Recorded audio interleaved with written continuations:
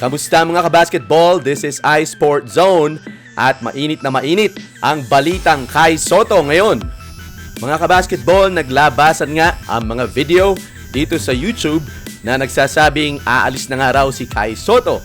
Pero karamihan sa mga balitang iyan ay sinasabi na baka tanggapin daw niya ang mga alok o isa sa mga alok sa EuroLeague.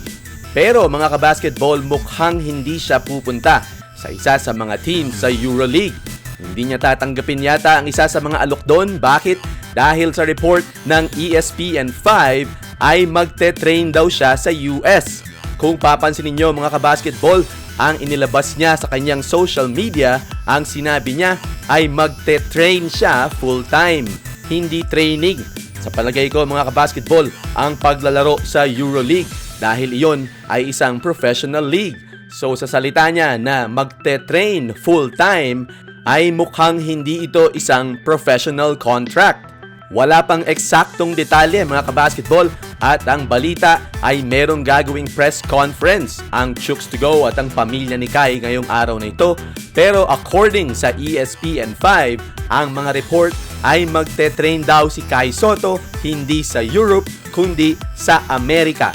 O mga kabasketball, sa United States magte-train si Kai Sotto. Ayon kay Kai Sotto mismo ay marami silang effort na ginawa ng kanyang ama upang talagang pag-aralan ang lahat ng oportunidad. At siguro ang tingin nila ay ito ang pinaka-best. Yun nga, mag-train sa Amerika. Dagdag pa ni Kai ay ilalaan niya ang susunod na 2 hanggang 3 taon sa pagte-train upang magawa niya ang kanyang pangarap na makapasok sa NBA sa taong 2021 or 2022. Pero syempre mga kabasketball, matagal pa naman ang 2 hanggang 3 taon, kaya malamang ay nandiyan pa rin ang mga offer ng mga EuroLeague teams. Kaya pwede pang magbago ang desisyon ng pamilya ni Kai. Ayon naman sa Samahang Basketball ng Pilipinas ay sinusuportahan nila ang desisyon ni Kai at pinasasalamatan nila ito dahil sa kanyang commitment na maglaro para sa Batang Gilas sa World Cup. Nakikipagtulungan daw ang SBP sa management ni Kai Sotto para masiguro na lahat ng kanyang mga pangangailangan ay matugunan sa kanyang pananatili sa Amerika.